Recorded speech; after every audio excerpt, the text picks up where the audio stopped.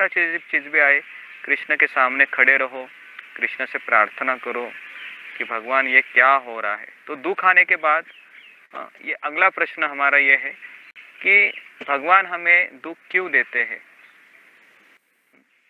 और अगर हमको दुख आता है भक्ति करने के बाद भी, तो हमें क्या सोचना चाहिए, कैसे हमको उसको लेना चाहिए, कैसे हमारी मनोवृत्ति रहनी चाहिए। तो इसको लिखिए, दुख आने के बाद कैसे हमारी मनोवृत्ति होनी चाहिए। तीसरा प्रश्न है कि भक्त के जीवन में दुख आने के बाद कैसी उसकी मनोवृत्ति होनी चाहिए।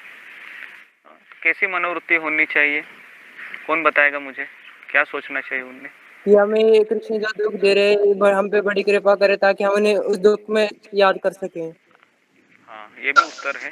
दूसरा उत्तर कौन सा है? पोस्टमैन है। पोस्टमैन है। नहीं, भगवान हमें फिर से मतलब हम लोग डिस्ट्रैक्ट हो जाते हैं ना, फिर वो हमें मतलब परेशानी देखकर अपनी ओर खींचना चाहते हैं। हाँ, ये थोड़ा सा नजदीक है। मैं दूसरा बोले गुरुजी, हम दूसरा बोले, भगवान चाहते हैं कि इसी जन्म में मतलब हमें जो मेरे प्रारब्ध है वो खत्म हो जाए और भगवान के धाम जा सके।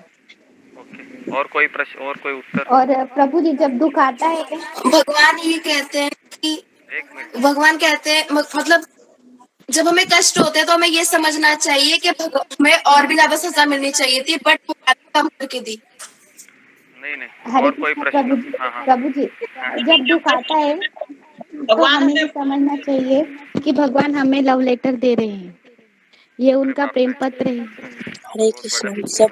जब दुख आता है, दुख के समय हम लोग भगवान के पास आते हैं। जब दुख आए ना तो इनफैक्ट हम लोग सब लोग चिंतन करना चाहिए, भगवान का चिंतन करना चाहिए और हमारे संसार स्वस्थ लगती है। ठीक है, मैं एक शब्द को सोच रहा था, वो शब्द किसी के मुंह से नहीं आया। मैं ये सोच रहा था कि जब भी दुख आते हैं ना, ये सोचने का कृष्ण हमें भगवान की याद हमेशा बनी रहती है। गुरुजी कुंती माँ वो कहती थी, कुंती महारानी की भगवान की याद हमेशा बनी रहती है। मैं क्या बता रहा हूँ उसको सुनिए कि जबकि तो कृष्ण भगवान हमारी परीक्षा ले रहे हैं। नहीं, परीक्षा वगैरह वो गुरुजी सब को बोलने ठीक है। दीजिए ना आपको। आप सबके उत्तर ठीक है, लेकिन मैं ये बता रहा था, कृष्ण हमें एक अवसर प्रदान कर रहे हैं, है ना, अवसर दे रहे हैं आपको कि हमें और नाम जप करने का और भगवान की कथा सुनने का। इसके लिए दुख आने के बाद तुरंत हमें सेशन में नहीं ये नहीं सोचना चाहिए कि अभी मैं सेशन को थोड़ा 2-3 दिन कम करती हूँ और थोड़ा सा मैं प्रॉब्लम सॉल्व करती हूँ, फिर हम क्या करेंगे, कृष्ण से जुड़ जाएंगे। ऐसे बहुत सारे लोग करते हैं हमारे सेशन में।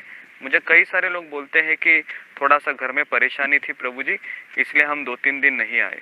तो मैं तो यहाँ पर तो आपको यही बता रहा हूँ, परेशानी आने के बाद तो हमें क्या सोचना चाहिए, कृष्ण मुझे एक अवसर दे रहे हैं, मेरे पास आप ज़्यादा आइए, मेरी कथा सुनिए, मेरा नाम लीजिए।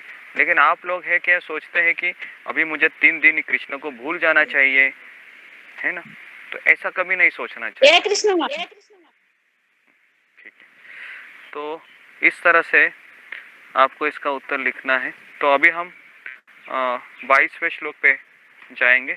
इम्पोर्टेंट श्लोक है, 22वां हो गया, सॉरी 23वां भी हो गया। अभी हम 24वां श्लोक है, जिसमें भगवान कहते हैं कि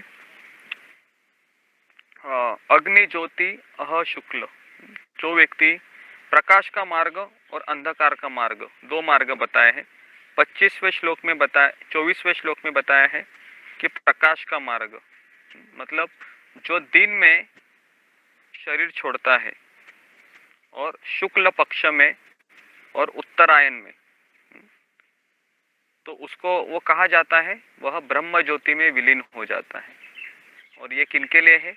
ज्ञानी और योगियों के लिए यह मार्ग बतलाया है वेदों में। अगर कोई व्यक्ति दिन में शरीर छोड़ता है, शुक्ल पक्ष में छोड़ता है और उत्तरायण, कौन बताएगा मुझे, उत्तरायण में भगवान के कौन से भक्त ने शरीर छोड़ा था? भीष्म भीष्म पितामह ने। बराबर, हाँ, भीष्म पितामह ने, बराबर। तो भीष्म पितामह ने शरीर छोड़ा था उत्तरायण में। तो ये ज्ञानी तथा योगियों के लिए ये मार्ग है। दूसरा मार्ग है 25वें श्लोक में बताया है, जो अंधकार का मार्ग है। तो जो योगी कृष्ण पक्ष में रात्रि के दिन दक्षिणायन में शरीर छोड़ता है वह स्वर्गलोक में जाता है। ओके, स्वर्गलोक में जाता है। और किन के लिए है ये पार्थ? कर्मियों के लिए, जो कर्म करते रहते। तो इसके लिए ये दो मार्ग शास्त्र में बताए हैं। लेकिन यहाँ पर बताया है कि भगवान के शरणागत भक्तों की शरीर छोड़ने की चिंता नहीं रहती। क्यों नहीं रहती है? क्योंकि उसको पता है कि चाहे मेरा मृत्यु कभी, कौन से भी समय में हो, कौन से भी तिथि में हो, कभी भी हो, मैं भगवान के धाम जाने वाली हूँ या जाने वाला हूँ। हरे कृष्णा प्रभु। टेंशन नहीं लगता है। हरे कृष्णा। हाँ, हरे कृष्णा।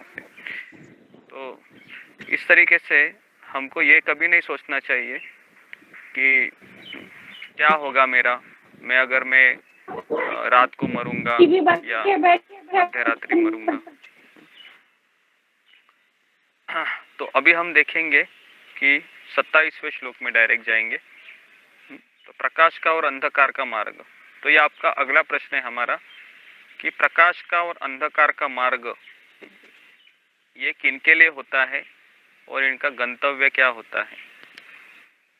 ठीक है, प्रकाश का मार्ग और अंधकार का मार्ग, शरीर छोड़ने के लिए दो मार्ग बताए हैं। प्रकाश का मार्ग क्या है? मैंने बताया, दिन में शुक्ल पक्ष उत्तरायण, उसका गंतव्य ब्रह्म ज्योति है। और अंधकार का मार्ग रात्रि में कृष्ण पक्ष में दक्षिणायन में, उसको स्वर्ग जाता है वो। ठीक है, तो अभी आपको क्लियर होना चाहिए कि योगी शरीर छोड़ते तो कहाँ जाते हैं। ओके, तो अभी हम 27वें श्लोक में हैं। 27वें श्लोक में मैं बता रहा हूँ आपको 27, 28, 29 और 28 तक ही। हाँ, ये 3 श्लोक पढ़िए, उसके बाद हम आगे जाते हैं। पढ़ो रूपाली। 27, 28। हाँ, नेते सूति पार्थ जनान योगी महति कश्चन तस्मात् सर्वकालेषु योग युक्ता भावर्जन। हे अर्जुन, यद्यपि भक्तगण इन दोनों मार्ग को जानते हैं किंतु वे मोहग्रस्त नहीं होते, अतः तुम भक्ति में सदैव स्थिर रहो। वेदेषु यज्ञेषु तापेषु चैव दानेषु यत् पुण्यफलं प्रदिश्यं यत्यति तत्सर्वमिदं विद्यत्वं योगी परम स्थानमुपैति चात्यहम्। जो व्यक्ति भक्ति मार्ग स्वीकार करता है वह वेद अध्ययन, तपस्या, दान, दार्शनिक तथा सकाम कर्म करने से प्राप्त होने वाले फलों से वंचित नहीं होता। वह मात्र भक्ति संपन्न करके इन समस्त फलों की प्राप्ति करता है और अंत में परम नित्य धाम को प्राप्त होता है। तो अभी देखिए, भगवान है वह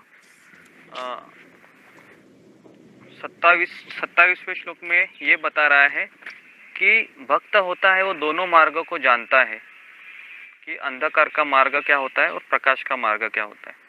इसके लिए ना कई सारे योगी है, जैसे भीष्म पितामह है। हम सोच रहे थे कि भीष्म पितामह ये मकर संक्रांति का राह देख रहे थे, बराबर कि नहीं, शरीर छोड़ने के लिए। लेकिन ऐसा नहीं है, क्योंकि अर्जुन ने जब भीष्म पितामह को बाणों से पूरी तरह से छल्ली किया था, कहा जाता है कि भीष्म पितामह के शरीर में इतने बाण लगे थे ना कि 1 इंच का भी जगह नहीं था एक और दूसरे बाण के बीच में। तो सोचिए, और तभी मोक्षदा एकादशी थी, है ना। मोक्षदा एकादशी मतलब वो सर्दी का सीजन होता है। और कहा जाता है कि 10वें दिन मारे गए थे भीष्म पितामह अर्जुन के द्वारा। और जब मकर संक्रांति का जब दिन था और उस दिन में कम से कम 20 दिन का अंतर था। आप सोच सकते हो 20 दिन भीष्म पितामह ऐसे ही वो बाणों के शैया पर लेटे हुए थे। इतना आसान नहीं है ना। हरे हमको कृष्ण कोई प्रभु जी भीष्म पितामह को दर्द भी हो रहा था। नहीं, मैं वही बता रहा हूँ कि सुनिए पहले कि सुई, हमें कोई अगर सुई की नोक से कोई छल्ली करेगा तो हमें कितना दर्द होगा, बराबर के नहीं। लेकिन आप सोचो, 1 नहीं 2 नहीं, कम से कम ऐसे 100-200 सुइयां चुभी थी